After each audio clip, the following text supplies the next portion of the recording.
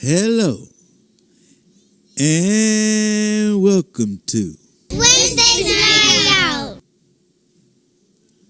with your host, Joseph, Turnpike Plaza 365 Rec Squad.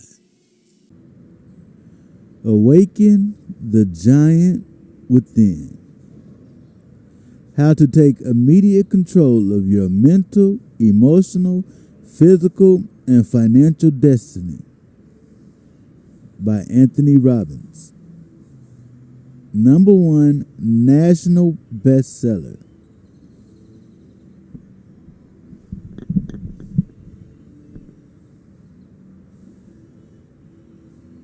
Part 2. Taking Control, the Master System. 16. Rules. If you're not happy, here's why. Hold yourself responsible for a higher standard than anybody else expects of you. Henry Ward Beecher. As I write these words, I'm looking out over the deep blue Pacific from my room at the Hyatt Regency Waikoloa Resort on the Big Island of Hawaii. I've just observed something that won't happen in North America again until the year 2017, a total eclipse of the sun. Becky and I got up this morning at 5:30 a.m. so that we, along with thousands of other visitors, could witness this rare astronomical event. As crowds of people gathered at the viewing site, I began to entertain myself by watching the diversity of people who had come to share this occasion. Everyone from top businessmen to vacationing families, from scientists lugging dozens of telescopes to hikers who'd pitched their tents in the lava pits overnight, and little children who knew this was an exciting event only because their parents had told them so. Here were hordes of people who had flown in from all over the world at a cost of thousands of dollars just for the chance to see something that would take about 4 minutes. What were we doing here? We wanted to stand in a shadow. We're an interesting species, aren't we? By 6:28 a.m., the drama had begun to unfold. There was anxiety in the air, not just the anticipation of seeing the eclipse, but the fear of disappointment. For on this unique morning, the clouds had begun to gather, and the sky was becoming overcast. It was interesting to see how people were dealing with the possibility that their expectations would not be met.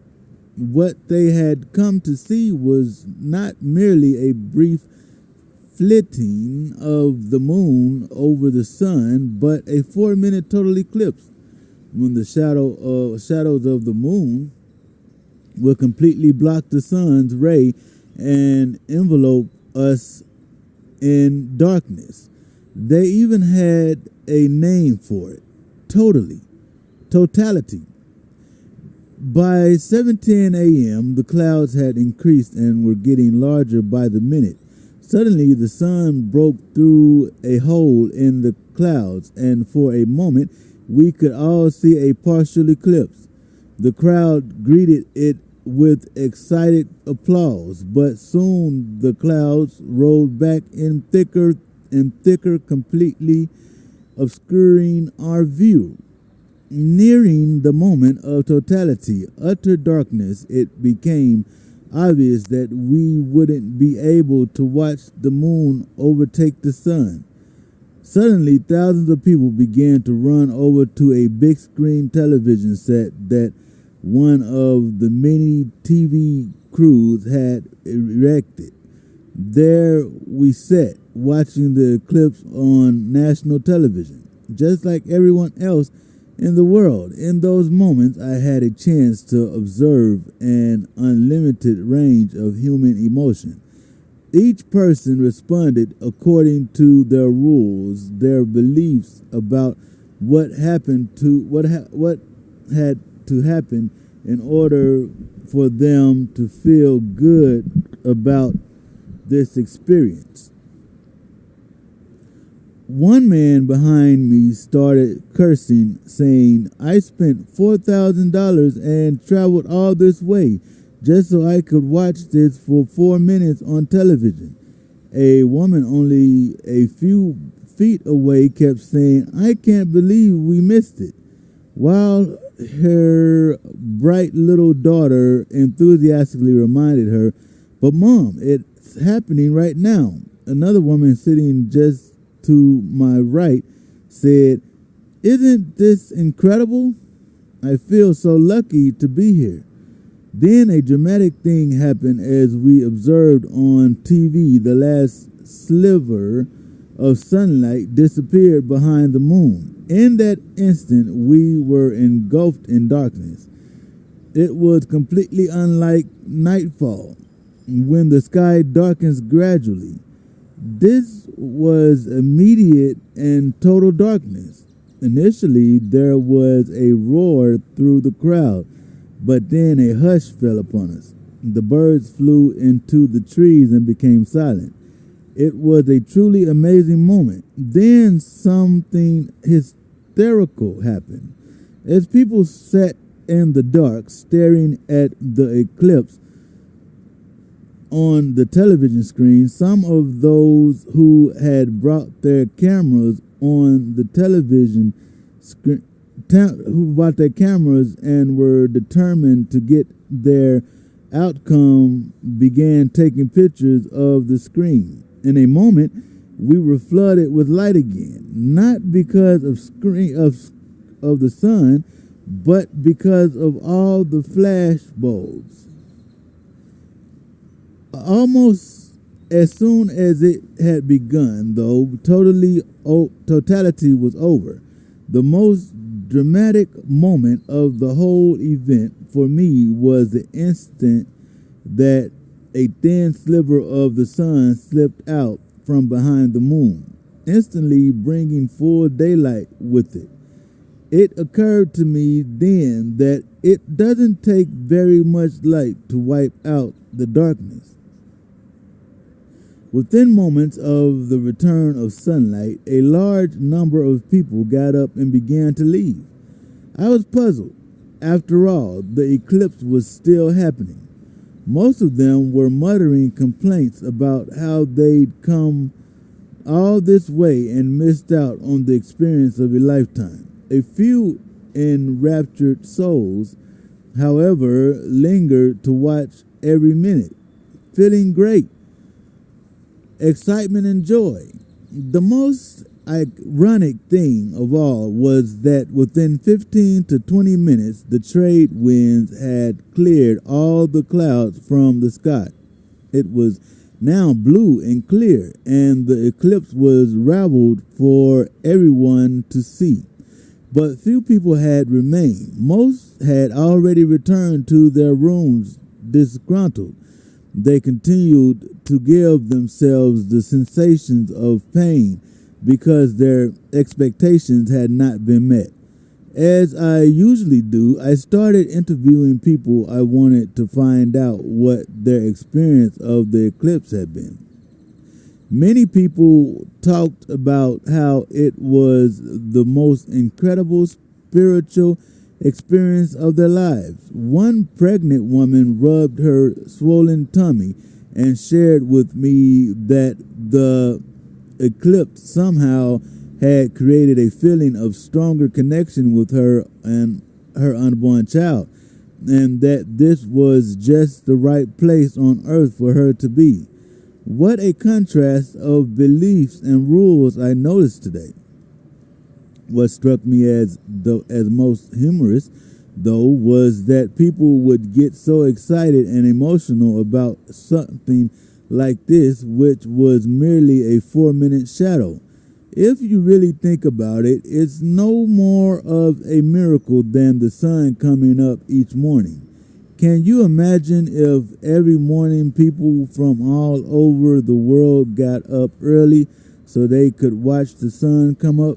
What if national and international news ardently covered every phase of the event with in-depth reports, passionately tracking the sun's rise into the sky, and everybody spent their mornings talking about what a miracle it is?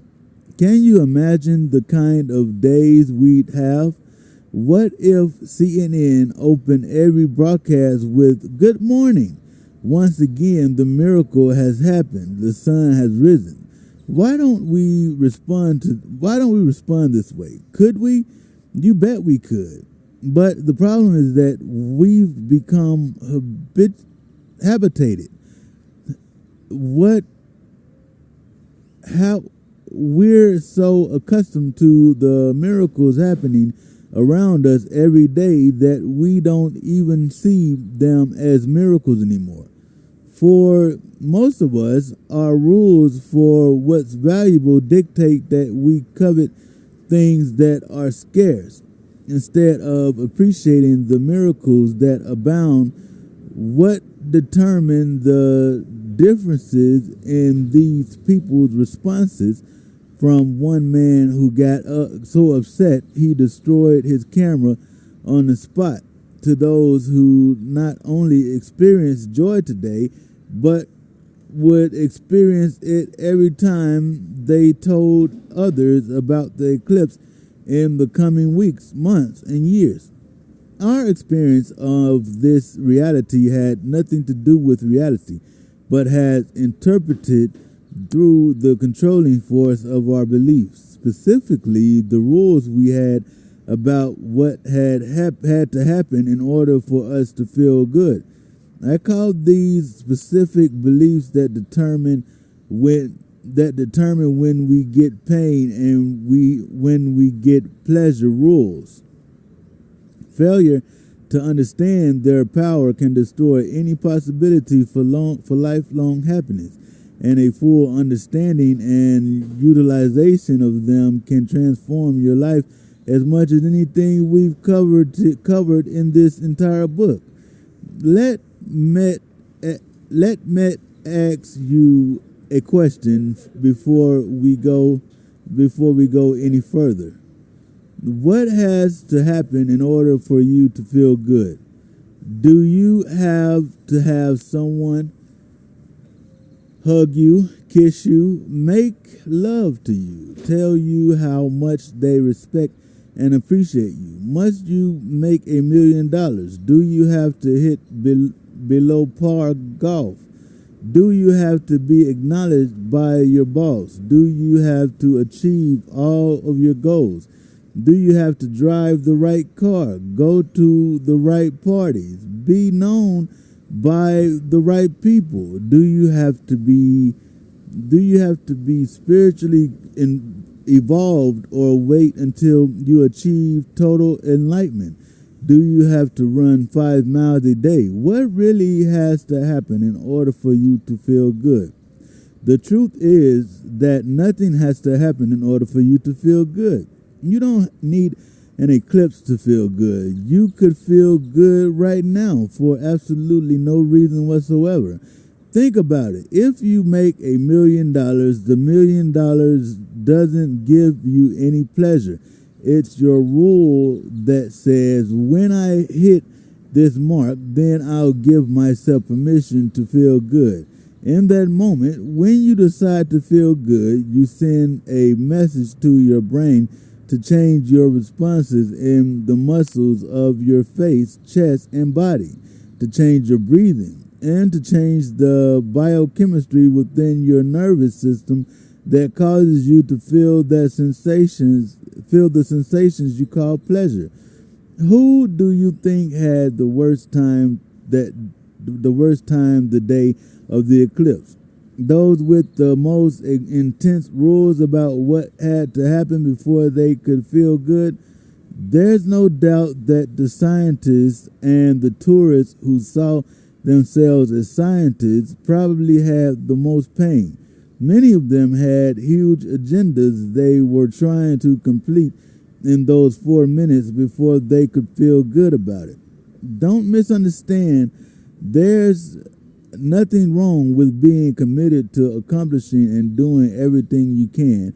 But years ago, I made a distinction that changed the quality of my life forever. As long as we structure our lives in a way where our happiness is dependent upon something we cannot control, then we will experience pain.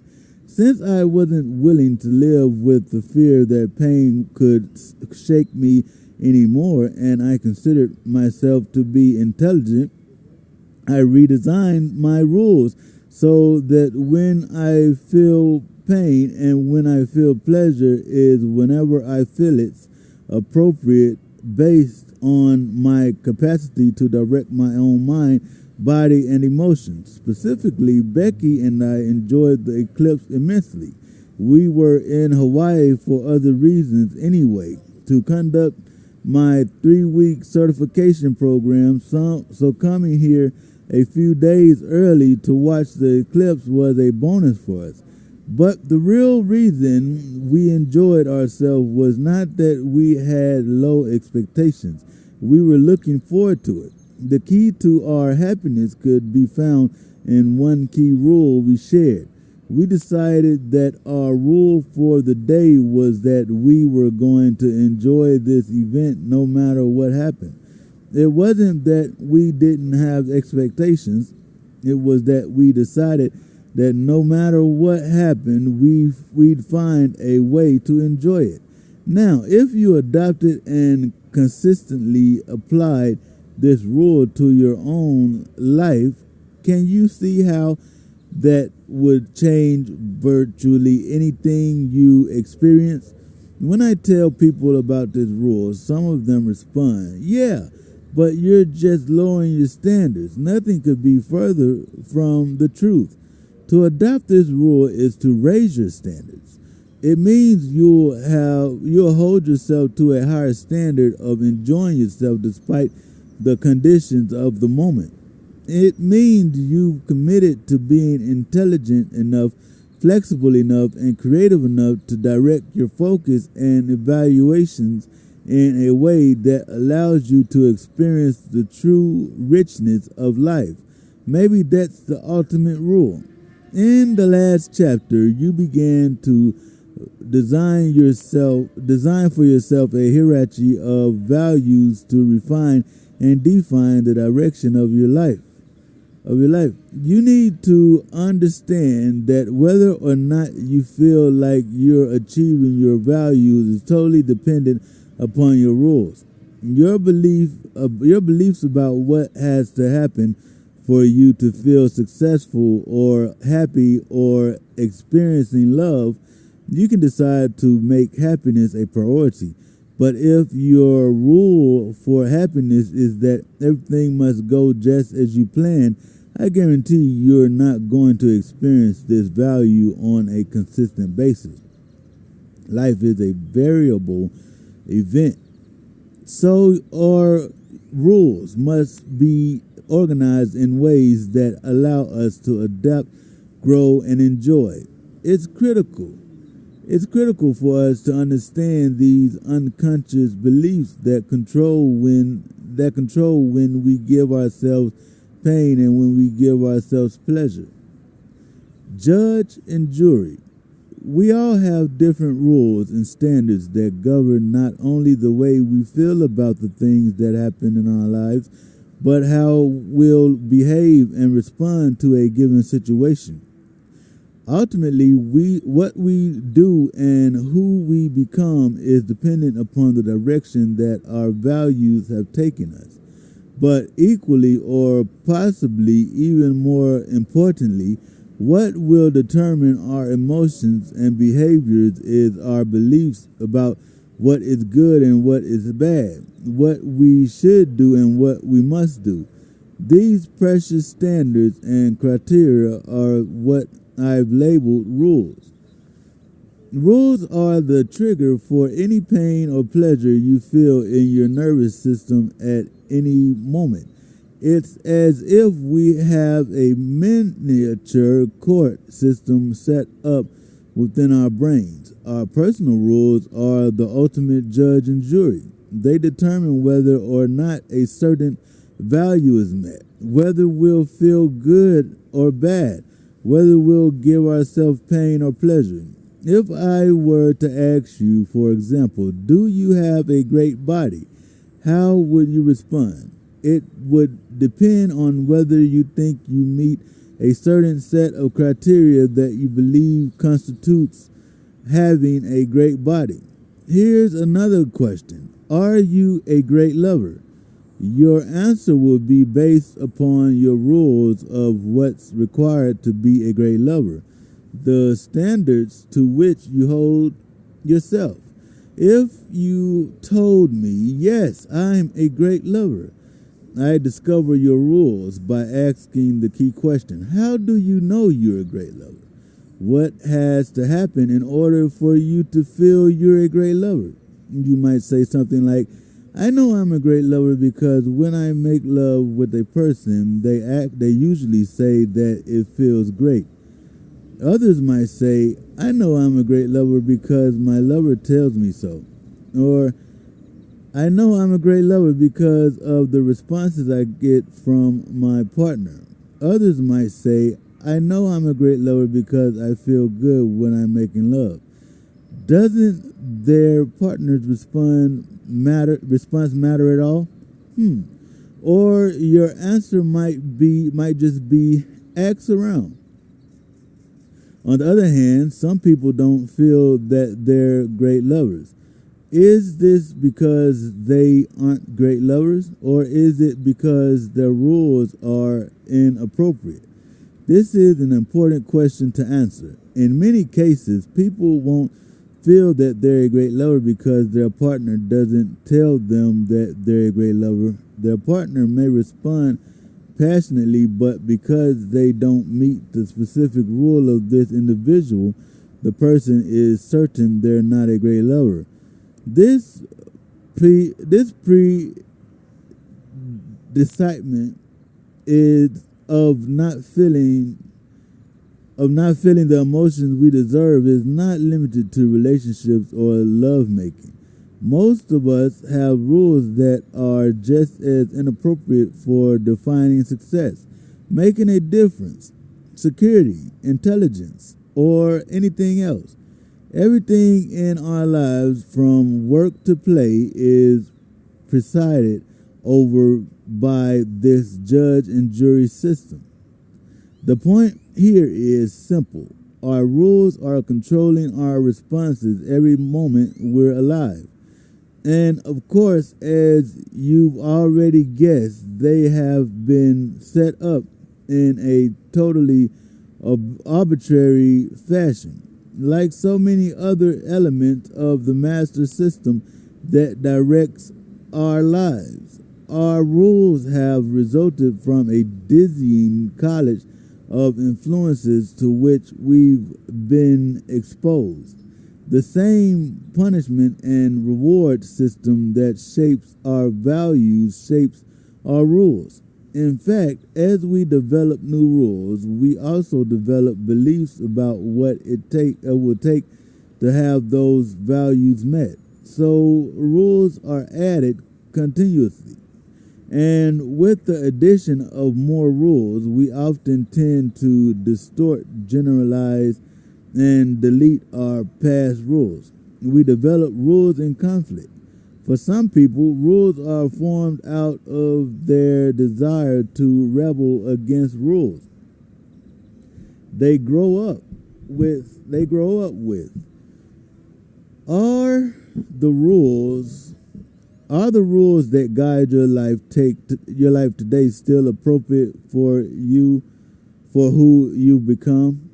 Or have you clung to rules that helped you in the past but hurt you in the present? Have you clung to any inappropriate rules from your childhood? Any fool can make a rule. and every fool will mind it. Henry David Thoreau. Rules are a shortcut for our brains. They help us to have a sense of certainty about the consequences of our actions. Thus, they enable us to make enlightened, quick decisions as to what things mean and what we should do about them. When someone smiles at you, if you had to engage in a long, tedious set of calculations in order to figure out what that means, your life would be frustrating. But instead, you have a rule that says if a person smiles at you, then it means they're happy, or they're friendly, or maybe they like you. If someone frowns at you, then it triggers another set of rules for what things mean and what you should do about it. For some people, if someone frowns at them, then their rule is that the person is in a bad state and should be avoided. Other people, however, might have a rule that says if someone's in a bad state, then I need to change their state. Are you muddled or perfect? I remember reading an intrinsic story in Gregory Bateson's book, Steps on an Ecology of Mind. It was a transcript of a conversation he'd had with his daughter years ago, and I'll paraphrase it for you here. One day she approached him and asked an interesting question. Daddy, how come things get muddled so easily? He asked her, what do you mean by muddled, honey? She said, you know, Daddy, when things aren't perfect. When things aren't perfect. Look at my desk right now. Stuff is all over the place. It's muddled. And just last night, I worked so hard to make it perfect. But things don't stay perfect. They get muddled so easily. Bateson asked his daughter, show me what it's like when things are perfect. She responded by moving everything in her shelf into individually assigned positions and said, there, Daddy, now it's perfect, but it won't stay that way. Bateson asked her, what if I move your paint box over here 12 inches? Then what happens? She said, no, Daddy, now it's muddled. Anyway, it would have to be straight, not all crooked the way you put it down. Then he asked her, what if I moved your pencil from this spot to the next one? Now you're making it muddled again, she responded. What if this book were left partially open? He continued. That's muddled too, she replied. Bateson turned to his daughter and said, honey, it's not that things get muddled so easily. It's that you have more ways for things to get muddled. You have only one way for things to be perfect. Most of us have created numerous ways to feel bad, and only a few ways to truly feel good. I never fail to be amazed at the overwhelming number of people whose rules wired them for pain. It's as if they have a vast and intrinsic network of neural pathways leading to the very state they're trying to avoid, and yet they have only a handful of neural pathways that they've connected to pleasure. A classic example of this is a man who attended one of my Date with Destiny seminars. He was a well-known Fortune 500 executive, beloved by his community for his contributions, a father of 5 who was very close to his children and wife, and a man who was physically fit, a marathon runner. I asked him, are you successful? To the astonishment of all present, he quite seriously answered, "No." I asked him, "What has to happen in order for you to feel successful?" Remember, this is the key question you'll always ask to discover your rules or anyone else's. What followed was a litany of rigid rules and requirements that he felt he must meet in order to be successful in his life. He had to earn $3 million a year in salary. He was currently earning only $1.5 million in straight salary, but an additional $2 million in bonuses. This didn't count though. He had to have 8% body fat. He was at 9%, and he had to never get frustrated with his kids. Remember that he had 5 of them, all going in different directions in life. What do you think are this man's chances of feeling successful when he has to meet all of these intense and arguably unreasonable criteria simultaneously? Will he ever feel successful? By contrast, there was another gentleman who we had all noticed was particularly bouncing off the walls because he had so much energy. He seemed to be enjoying the seminar and life to the utmost. I turned to him and asked the same question. "Are you successful?" He beamed back at me and said, "Absolutely." So I asked him, "What has to happen in order for you to feel successful?" With a huge grin, he explained, "It's so easy. All I have to do is get up, look up, and see that I am above ground." The crowd roared. He continued, "Every day above ground is a great day."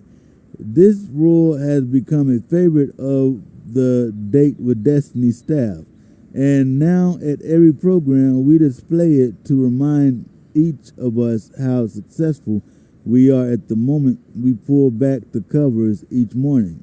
Like the CEO who wasn't meeting his own rules, you could be winning and feel like you're losing because the scoreboard you're using is unfair. Not only is it unfair to you, it's also unfair to your spouse and children, the people you work with every day, and all the others whose lives you touch. If you've set up a system of rules that causes you to feel frustrated, angry, hurt, or unsuccessful, or you have no clear rules for knowing when you're happy, successful, and so on, those emotions affect the way you treat the people around you, as well as how they feel when they're near you. Also, whether you are aware of it or not, often you are judging other people through a set of rules that you may never have expressed. But we all expect others to comply with our rules, don't we? If you're being hard on yourself, you're likely to be hard on others as well. Why would anyone impose such strict regulations on themselves and the people they love most? A lot of it has to do with cultural conditioning. Many of us are afraid that if we don't have very intense rules, then we won't be driven to succeed. We won't be motivated to work hard and achieve. The truth is that you don't have to have ridiculously difficult rules to keep your drive.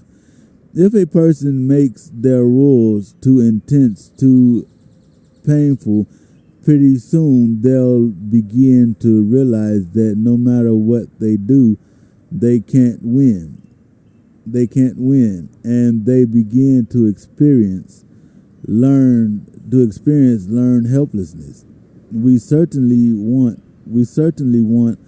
to use the power of goals, the allure of a compelling future to pull ourselves forward.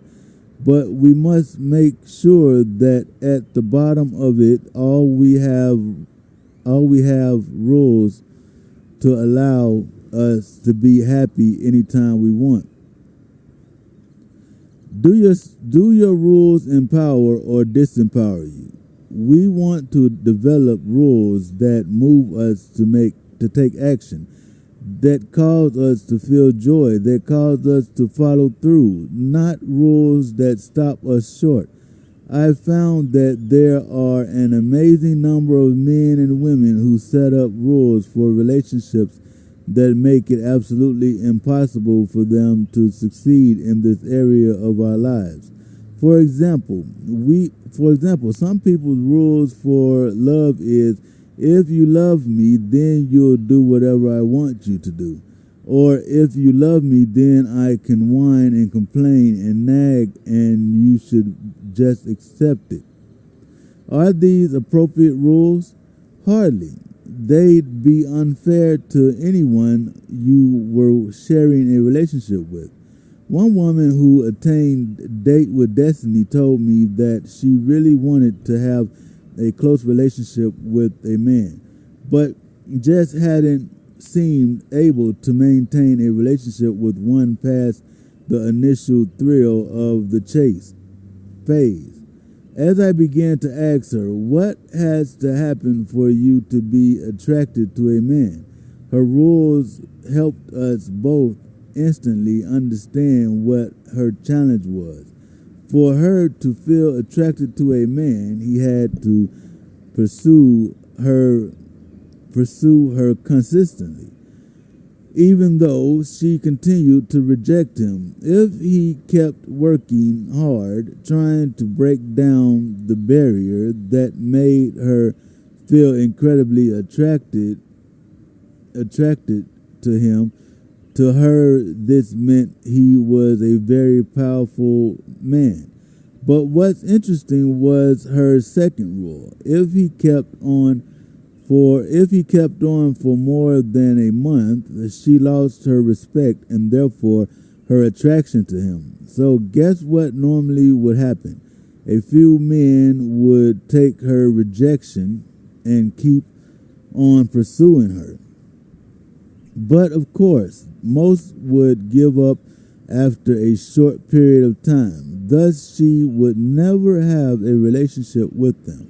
Then the few who persisted would secretly have her favor for a while, but after an arbitrary period of about a month, she'd completely lose interest. She found herself unable to stay attracted to any man for more than a month because no man was able to anticipate her complex timetable.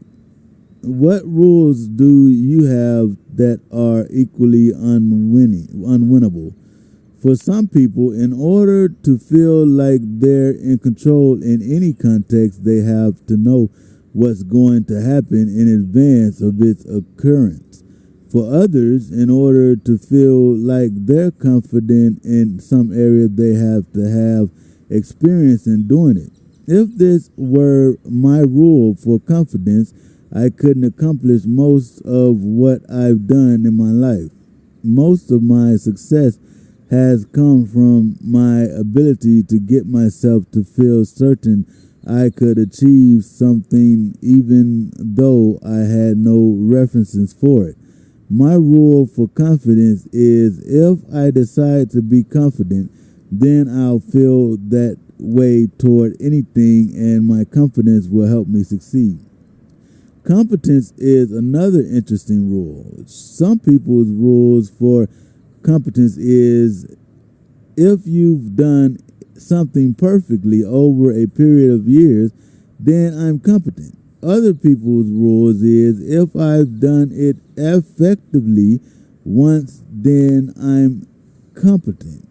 And for others, competence is, if I've done anything like it, then I know I can master this as well and therefore I'm competent. Do you see the impact these kinds of rules would have on your confidence, your happiness, your sense of control, the quality of your actions, and your life?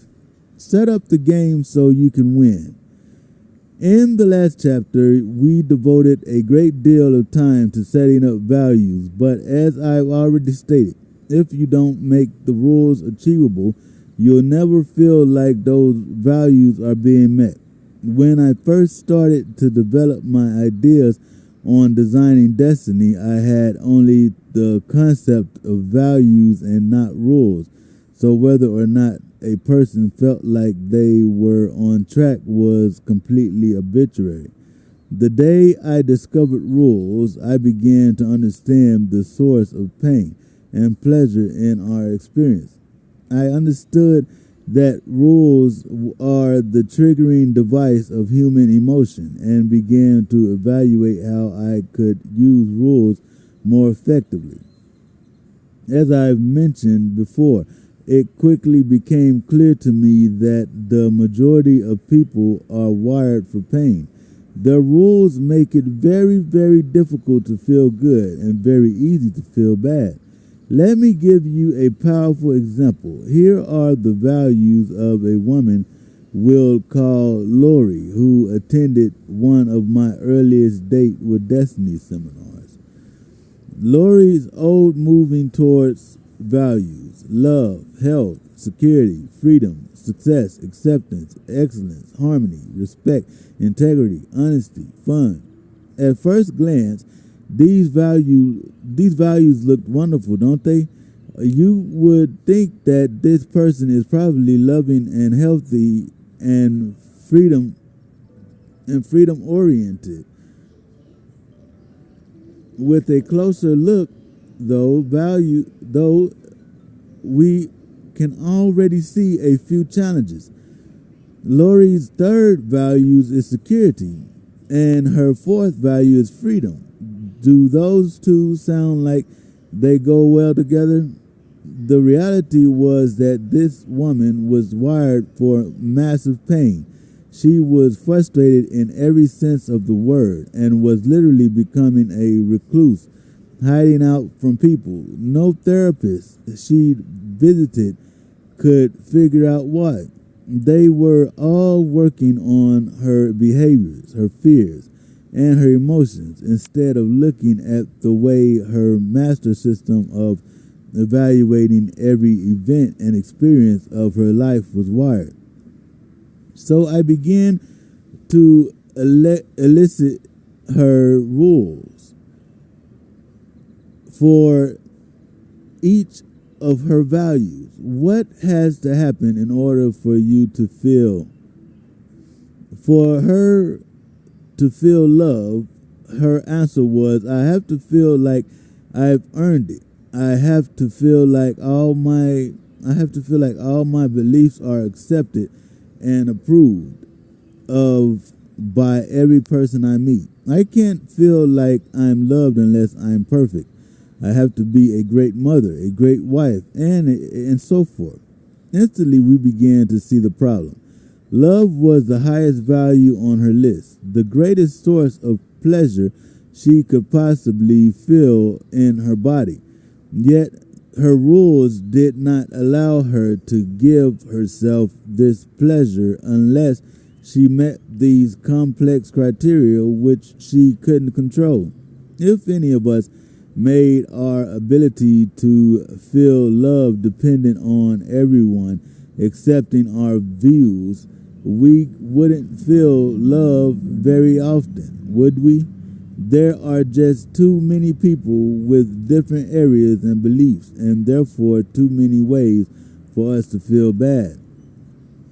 How do we know if a rule empowers or disempowers us? There are three primary criteria. One, it's a disempowering rule if it's impossible to meet. If your criteria are so complex or varied or intense that you can't ever win the game of life, clearly you have a disempowering rule. Second, a rule is disempowering if something that you can't control determines whether your rule has been met or not. For example, if other people have to respond to you in a certain way, or if the environment has to be a certain way, you clearly have a disempowering rule or a rule. A classic example of this is the people waiting to view the eclipse who couldn't be happy unless the weather, something they couldn't control, acted according to their specific expectations. Third, a rule is disempowering if it gives you only a few ways to feel good and lots of ways to feel bad. Lori had managed to meet all three of these criteria for disempowering rules. Hadn't she? Having to feel that all her beliefs were accepted and approved by people was an impossible criterion. It required the outside environment, something she could not control, other people's opinions, to make her feel good. It provided lots of ways to feel bad and provided no clear way to feel good. Here are some of the rest of her rules for her values hierarchy. Lori's old moving toward values and rules. Love. I have to feel like I've earned it, like all my beliefs are accepted and approved. I can't feel like I'm loved unless I'm perfect. I have to be a great mother and wife. Health. I have to feel like my diet is perfect by my strict standards. I have to be completely free of physical pain. I must feel like I'm healthier than everyone I know and be an example. Security. Everyone must like me.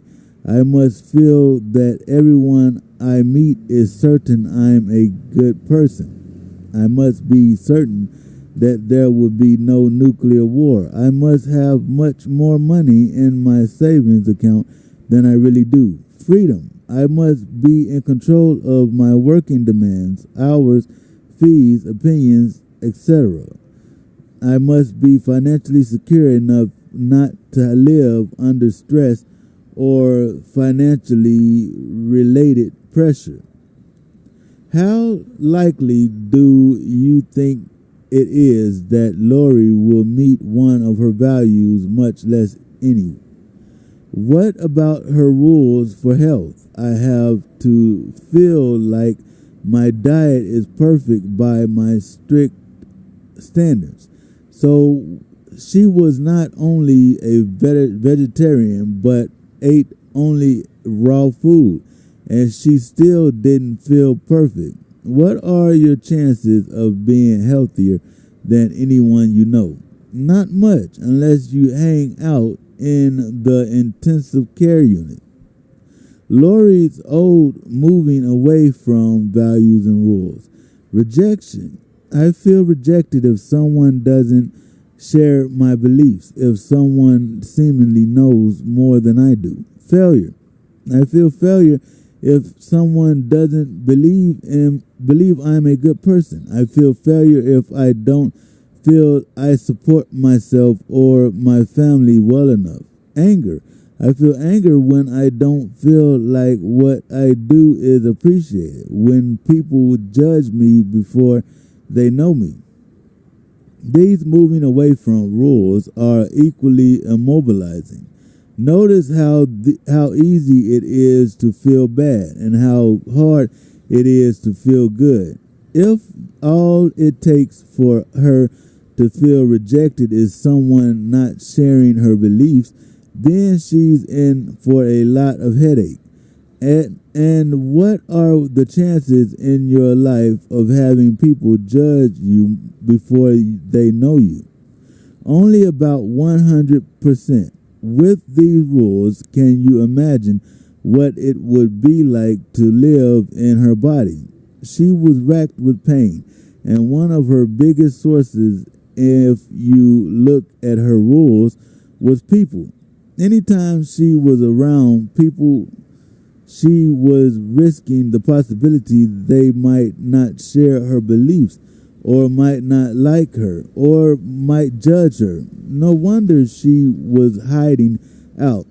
At one point, I finally said, "It's my guess that a person with values and rules like this would develop an ulcer." She said, "I already have one." Lori's experience, unfortunately, is not unique. Certainly, some of her rules are more intense than others, but you will be absolutely surprised when you find out how unfair your own rules are when you begin to scrutinize them. At Date with Destiny, we attract some of the most successful people in the country, people whose level of skill and influence in the culture is unmatched. And yet, while they're successful on the outside, many are lacking the happiness and fulfillment they deserve. Invariably, it's because of values, conflicts, and inappropriate rules. The solution is very simple. All we have to do to make our lives work is set up a system of evaluating that includes rules that are achievable, that make it easy to feel good and hard to feel bad, that constantly pull us in the direction we want to go. Certainly, it's useful to have some rules that give us pain. We need to have limits. We need to have some kind of pressure that drives us. I can't taste fresh orange juice unless I have a glass, something with limits to contain the juice. We all have limits, both as a society and as individuals. For starters, though, we should at least rewire ourselves so we can experience pleasure more consistently in life. When people are feeling good all the time, they tend to treat others better, and they tend to maximize their potential as human beings. So what's our goal? Once we design our values, we must decide what evidence we need to have before we give ourselves pleasure. We need to design rules that will move us in the direction of our values, that will clearly be achievable, using criteria we can control personally, so that we're ringing the bell instead of waiting for the outside world to do it.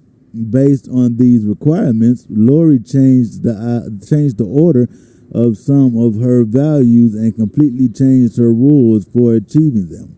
Here are her new values and rules. Lori's new moving toward values and rules. Love. I experience love anytime I express love, give love to others, or allow myself to receive it. Health. I am healthy when I acknowledge how wonderful I already feel.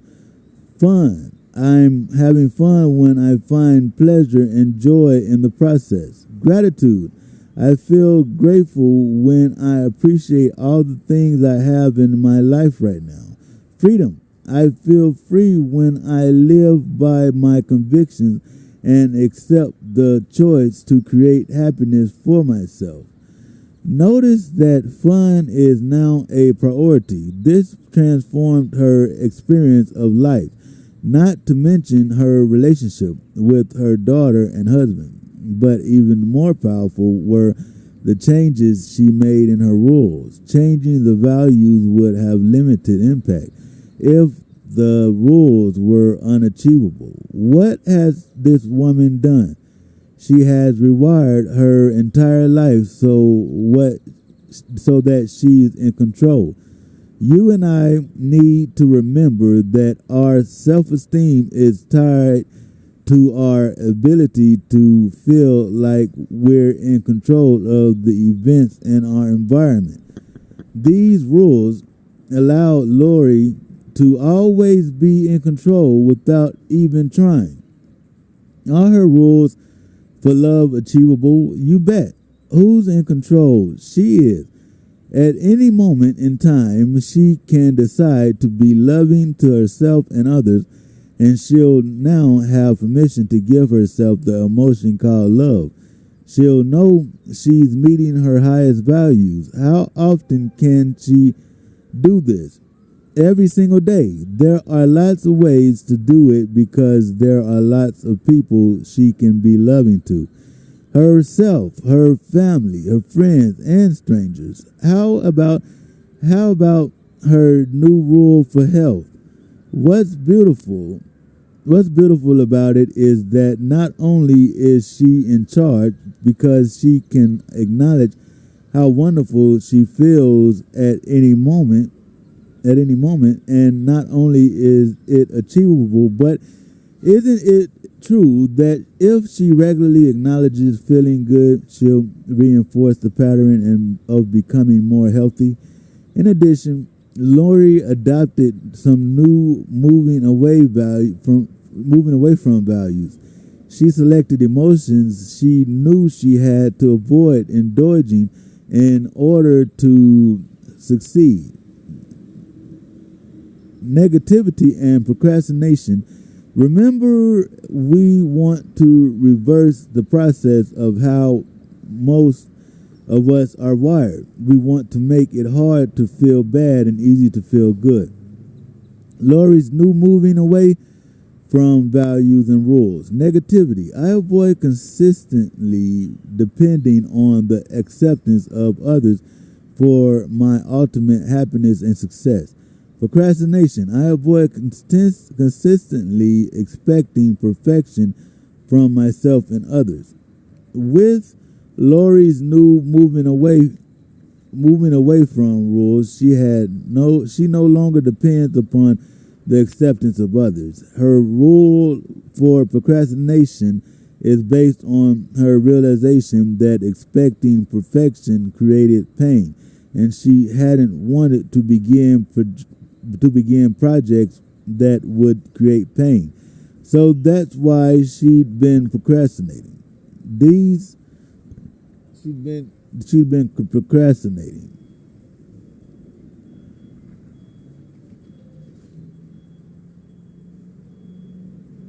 These changes in values and rules have redirected her level to a level beyond anything she could have imagined.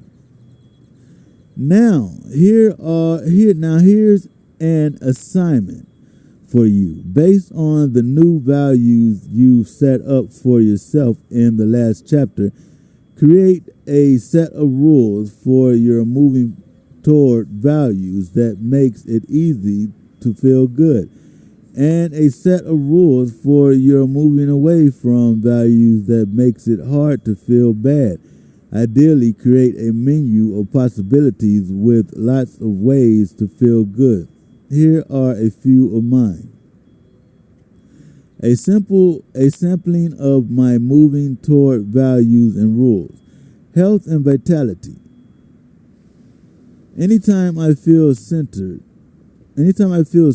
powerful, or balanced, anytime I do anything that increases my strength, flexibility, or endurance, anytime I do anything that moves me toward a sense of physical well-being, anytime I eat water-rich foods or live in accordance with my own health philosophy, love and warmth. Anytime I'm being warm and supportive of my friends, family, or strangers, Anytime I focus on how to help, anytime I'm loving toward myself, anytime my state of being enhances how other people feel, learning and growing, anytime I make a new distinction that's useful, anytime I stretch myself beyond what was comfortable, anytime I think of a new possibility, anytime I expand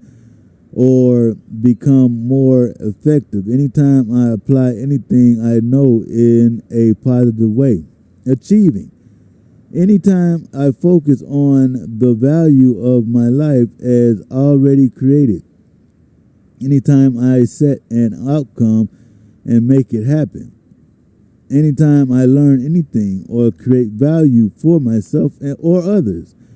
You may say, isn't this just a game? Couldn't I set up so that I meet my rule for health just by breathing? Certainly, you could base it on something this simple. Ideally, though, you'll design your rules so that by pursuing them, you have more of what you want in your life. You also may say, won't I lose my drive to success if there's no pain motivation? Trust me, life will give you enough pain or on your own if you don't follow through. You don't need to add to it by creating an intense set of rules that make you feel lousy all the time. In sociology, there's a concept known as ethnocentricity, which means we begin to believe that the rules, values, and beliefs of our culture are the only ones that are valid. This is an extremely limited mindset. Every person around you has different rules and values than you do, and theirs are no better or worse than your own. The key question is not whether rules are right or wrong, but whether they empower or disempower you. In fact, every upset is a rules upset. Think about the last time you were upset with someone. Was it really about them, or was it about something they did or said or failed to do that you thought they ought to? Were you angry at them, or were you angry because they violated one of your rules? At the base of every emotional upset you've ever had with another human being is a rules upset. Somebody did something or failed to do something that violated one of your beliefs about what they must or should do. For example, some people's rule for respect is, if you respect me, then you never raise your voice. If a person with whom you're in a relationship suddenly starts to yell, you're not going to feel respected if this is your rule.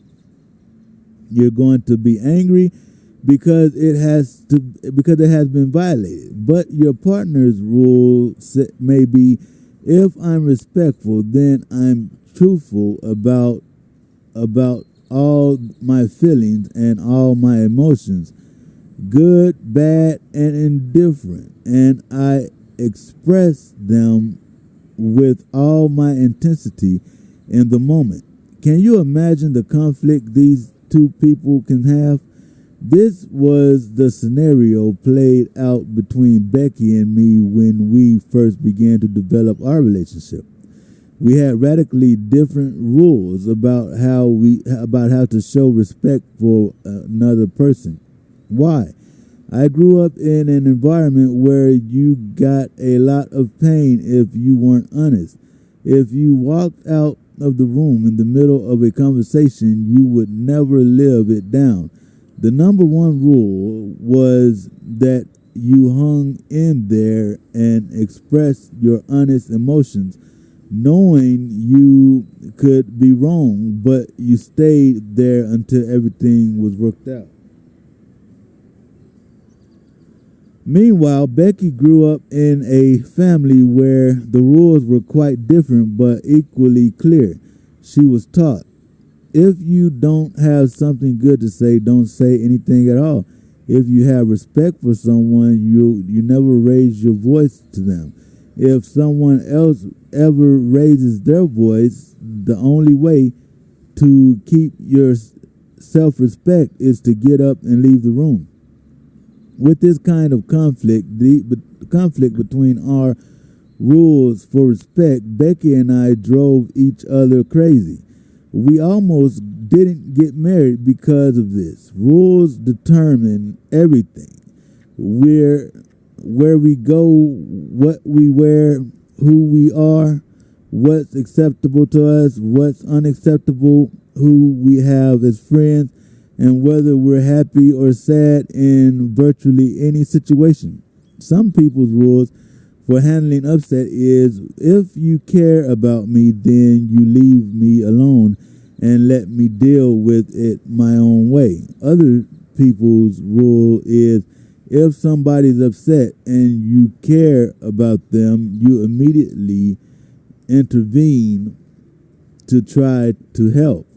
This creates a tremendous conflict.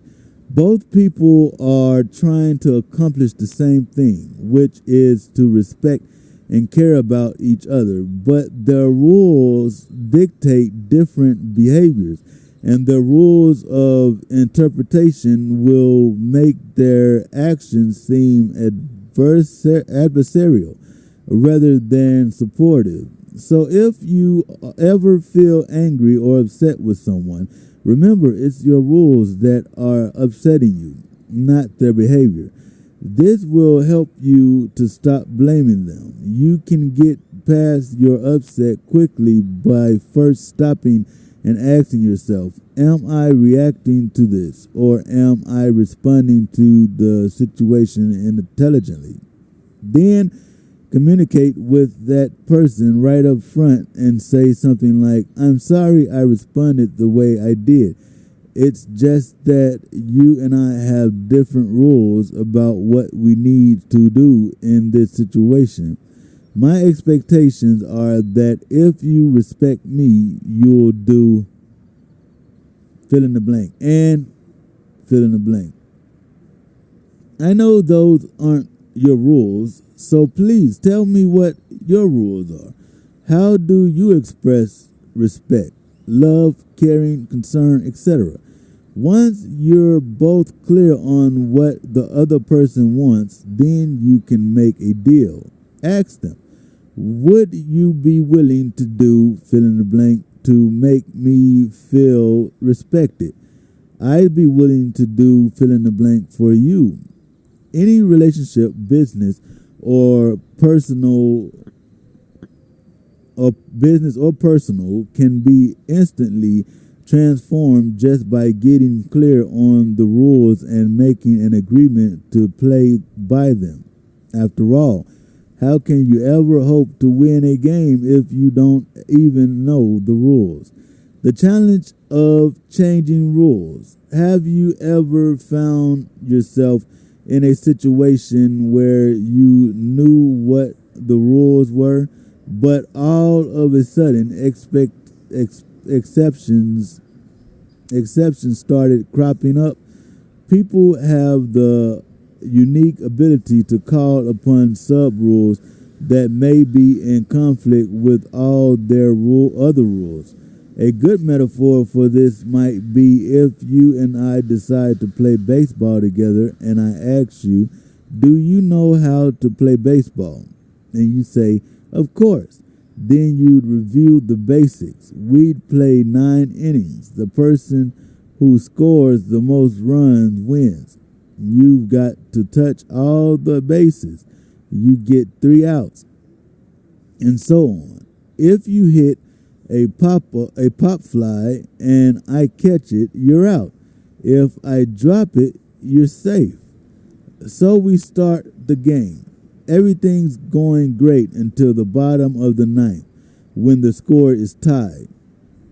I have two men on and one man out, and I hit a high pop fly to the infield. My rules say that if you catch the ball, I'm out and the game is over. But if you drop it, I'm safe and the men on base have a chance to score and I could win this game. I immediately run to base. You go for the ball and drop it. I'm thrilled. I'm on base. My teammate scores and I think we've won the game. But you come to me and say, no, you're out. I say, what are you talking about? You dropped the ball. The rules are that if you drop the ball, I'm safe. And then you say, that's true, except when there are two men on and one man out. In that case, even if I drop the ball, then you're still out. That's the one exception. I protest. You can't make up rules as we're going along. You would answer, I didn't make this up. It's called the infield fly rule. Everyone knows about it. I turn to my teammates and they say no such rule exists. You turn to your teammates and they all say that that's the rule, and we all end up fighting over the rules. Have you ever had this experience in a personal relationship? You were playing by all the rules and all of a sudden someone said, yes, that's true, except in this one situation, and you went ballistic. People feel very intensely about their rules. Everyone knows their rules are the right rules. People get especially angry when they think others are making up rules or changing them along the way. Yet, this dynamic is a part of most interactions with other human beings. Paradoxical proverbs. Look before you leap. Too many cooks spoil the broth. Absence makes the heart grow fonder. You can't teach an old dog new tricks. The grass is always greener on the other side of the fence. A penny saved is a penny earned. He who hesitates is lost. Two heads are better than one. Out of sight, out of mind. It's never too late to learn. There's no place like home. You can't take it with you. In fact, the paradox of conflicting beliefs and rules is one of the reasons people find so much frustration in their lives. In a relationship, one person says, I love you, except when you leave the cap off the toothpaste, or I love you except when you raise your voice at me. Some of these sub-rules seem totally trivial, but they can be very damaging. The best way to deal with this is to remember that your rules are not based on reality. They're purely arbitrary. Just because you've used them and feel strongly about them doesn't mean they're the best rules for the right rules. The rules should be designed to empower our relationships, not destroy them. Anytime a rule gets in the way, the question we need to ask ourselves is, what's more important, my relationship or my rules? Suppose your trust was once violated in a romantic relationship, and now you're afraid to get close to anyone else again. You now have a rule that says if you get too close, you'll get hurt. At the same time, Your highest value is love, and your rule is that in order to feel love, you must get close to someone. Now you have a major conflict. Your rules and values are in absolute opposition. What can you do in this situation? The first step is to realize that you have conflicting rules. The second step is to link enough pain to any rule that doesn't serve you and replace it with a rule that does. Most important, if you want to have quality relationships with other people, whether it's in your business or personal life, you must communicate your rules.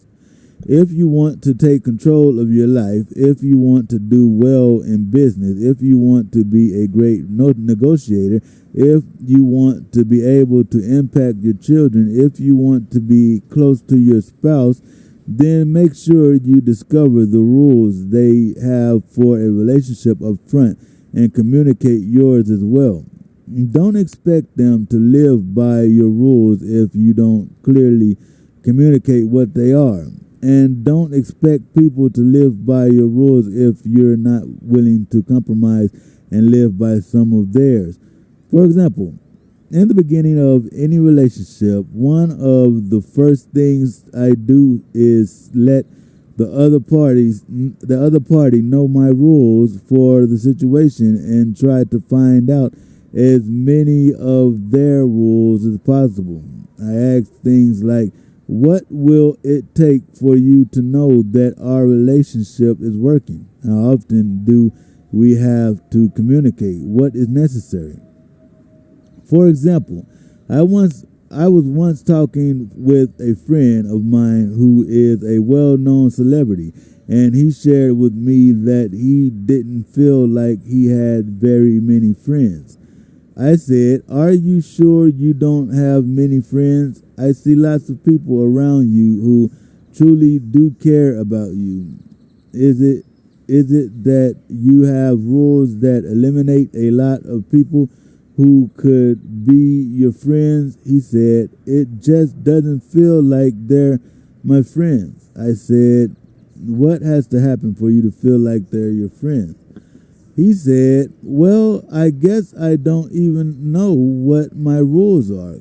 Consciously, after giving it some thought, he identified one of his top rules for friendship. If you're a friend of his, then you talk with him at least 2 or 3 times a week.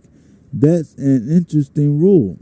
I thought, I have friends all over the world, people I truly love, but sometimes even with my best friends, a month or more may go by before we get a chance to talk again, just because of the intensity of our schedules.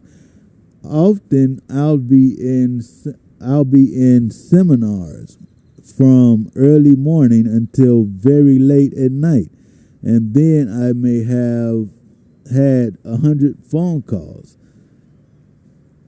in that day. There's no physical way I could talk to all those people, yet they all know they're my friends. Then I asked them, "Do you think I'm your friend?" He said, "Well, intellectually, I know you are, but sometimes it doesn't feel like it because we don't talk together often enough." I said, "Wow, I never knew that. I never would have known that was important to you if you hadn't communicated it to me. I bet you have lots of friends who might love meeting your rules for friendship if they just knew what they were." My definition for friendship is quite simple. If you're a friend, then you absolutely love a person unconditionally, and you will do anything you can to support them. If they call you when they're in trouble or truly in need, you're there for them. Months go by, yet the friendship would never weaken once you decide that someone is truly your friend. That's it. You never question it again. I think I have lots of friends because my rules for friendship are so easy to meet. All you have to do is care about me and love me, and I'll care about you and love you. And now we're friends. It's so important to communicate your rules for any situation in life, whether it's love, friendship, or business. By the way, even if you clarify all the rules in advance, can misunderstandings still occur? You bet. Sometimes you'll forget to communicate one of your rules, or you may not even consciously know what some of your rules are. That's why ongoing communication is so important. Never assume when it comes to rules. Communicate. There are some rules you cannot break. The more I began to study people's behavior and the impact of their rules, the more interested I became in a dynamic that I noticed consistently, and that was that there are certain rules that people would never violate and other rules that they would violate continuously. They'd feel bad about it each time, but they'd go ahead and do it anyway. What was the difference? After some research, the answer became clear. We have a hierarchy of rules. Just as we do values, there are certain rules that to break them would give us such intense pain that we don't even consider the possibility. We will rarely, if ever, break them. I call these rules threshold rules. For example, if I asked you what's something you would never do, you'd give me a threshold rule. You'd tell me a rule that you would never violate. Why? Because you link too much pain to it. Conversely, we have some rules that we don't want to break. I call these personal standards. If we do break them, we don't feel good about it. But depending upon the reason, we're willing to break them in the short term. The difference between these two rules is often phrased with the words must and should. We have certain things that we must do, certain things that we must not do, certain things that we must never do, and certain things that we must always do. The must and the must never rules are threshold rules. The should and should never rules are personal standard rules. All of them give a structure to our lives. Too many must rules can make life unlivable. I once saw a program that featured 20 families of quadruplets. Each set of parents was asked, what is the most important thing you've learned for maintaining sanity? The one message that was echoed repeatedly was, don't have too many rules. With this many bodies in motion and this many different personalities, if you've got too many rules, you'll go crazy. The law of averages says your rules are going to be violated constantly, and therefore you're going to be in continual stress reacting to everything. This kind of stress affects you and the people around you. Think of the rules we have today for women in our society. They even have a name for it, the Superwoman Syndrome. Women today seem to have to do everything and do it perfectly. Not only do they have to take care of their husband, children, parents, and friends, but They have to have the perfect body. They have to go out and change the world. They have to prevent nuclear war, and they have to be the consummate business person on top of it all. Do you think that could create a little stress in life, having that many must in order to feel successful? Of course, women aren't the only ones in society who are going through this. Today's men and children are also under tremendous stress because of increased expectations. If we're burdened with too many musts to meet, we lose our enthusiasm and zest for life. We just don't want to play the game anymore. High self-esteem comes from feeling like you have control over events, not that events have control over you. And when you have a lot of must rules, the chances of them being violated are great. What would be a must never rule in a relationship? Many people might say, my husband or wife must never have an extramarital affair. For other people, however, that's only a should rule. My husband or wife should never have an extramarital affair. Might that difference in rules have the potential to create problems down the road? It's highly possible. In fact, when people have relationship upsets, invariably it's because although they've agreed on the rules, they haven't agreed on whether it's a must never or a should never. It's necessary not only to understand what kinds of rules your partner has, but also to keep in mind that both must and should rules are appropriate. In order to achieve certain outcomes, it's important to have plenty of must rules to make sure that we'll follow through, that will take action. For example, I have a friend who's in superb physical condition. What's interesting is her set of rules for her in the area of health. She has very few shoulds and a lot of musts. I asked her, what must you never do if you want to be healthy? She said, I must never smoke. I must never violate my body with drugs. I must never pig out. I must never go more than a day without exercising. Then I asked, what must you do in order to be healthy? Again, the list was long. I must exercise every day for at least half an hour.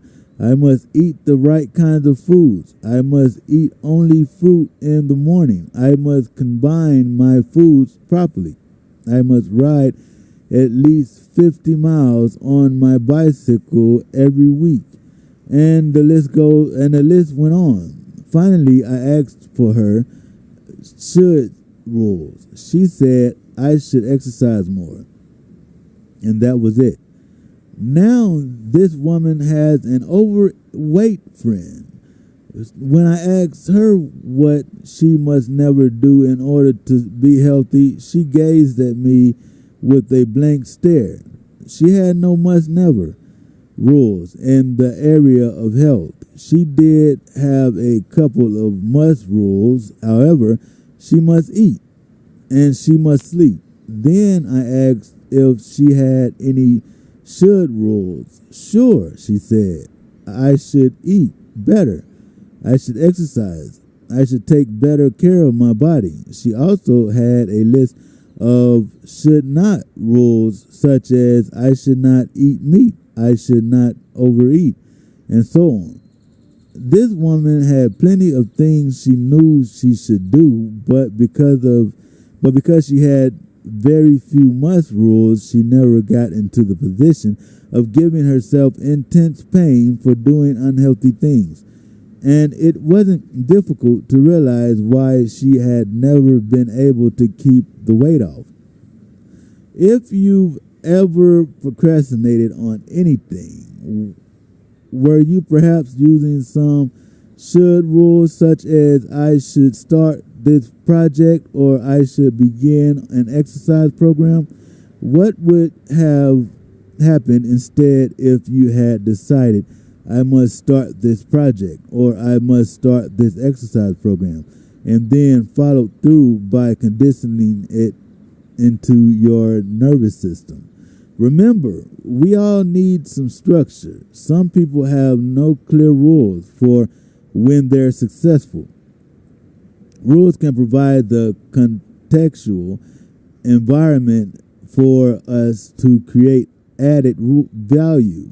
Rules can motivate us to follow through. They can cause us to grow and expand. Your goal is simply to create a balance between your must rules and your should rules and to utilize both types of rules in the appropriate context. Rules realignment. Right now, begin to take control of your rules by writing down your answers to the following questions. Make your answers as thorough as possible.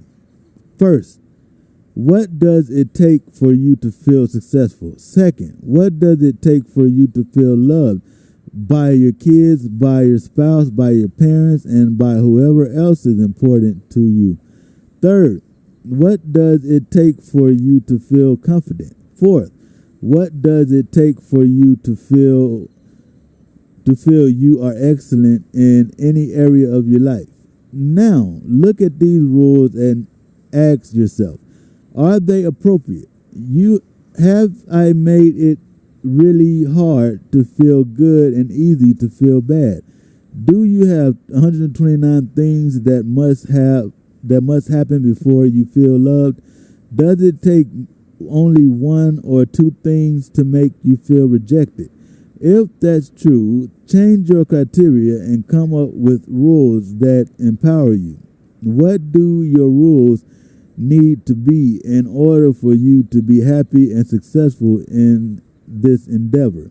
Here's a critical distinction. Design your rules so that you're in control, so that the outside world is not what determines whether you feel good or bad. Set it up so that it's incredibly easy for you to feel good and incredibly hard to feel bad. For the rules that govern your moving forward values, use the phrase anytime I. In other words, create a menu of possibilities of ways to feel good. For example, I feel love anytime I give love, or anytime I spend time with people I love, or anytime I smile at someone new, or anytime I talk with an old friend, or anytime I notice someone doing something nice for me, or anytime I appreciate those who already love me. Do you notice what you've done? You've made the game winnable by stacking the deck outrageously in your favor. Come up with tons of ways to satisfy your rules for feeling love. Make it incredibly easy to experience that pleasure, and make sure to include plenty of criteria that are under your sole control, so you don't have to depend on anyone or anything else to feel good. Anytime you do any of these things, you would feel love. Not just by meeting some outlandish criterion that only occurred about as often as a total eclipse of the sun. By the way, I have a rule for you. While you're doing this, you must have fun. Get outrageous. And explore the outer edges. You've been using rules all your life to hold you back. Why not get a few laughs at their expense? Maybe in order to feel love, all you have to do is wiggle your little toe. It sounds wired. It sounds weird. But who am I to decide what gives you pleasure? Now, be sure to discover the rules of the people around you. Go out and do some polling. Find out what your kids' rules are for being a family member, or for being successful in school, or for having fun. I bet you'll be amazed at what you discover. Find out your spouse's rules. Ask your parents, ask your boss, or your employees. One thing is sure. If you don't know the rules, you're guaranteed to lose, because you're bound to violate them sooner or later. But if you understand people's rules, you can predict their behavior, you can truly meet their needs, and thus enrich the quality of your relationships. Remember, the most empowering rule is to enjoy yourself no matter what happens. In the past few chapters, we've nearly completed learning about the few elements of the master system. We know the importance of state, the way questions direct our focus and evaluations, and the power of values and rules to shape our lives. Now let's discover the fabric from which all these elements are cut. Awaken the giant within. How to take immediate control over your mental, emotional, physical, and financial destiny by Anthony Robbins. #1 national bestseller. Turnpike Plaza, 365 Rec Squad.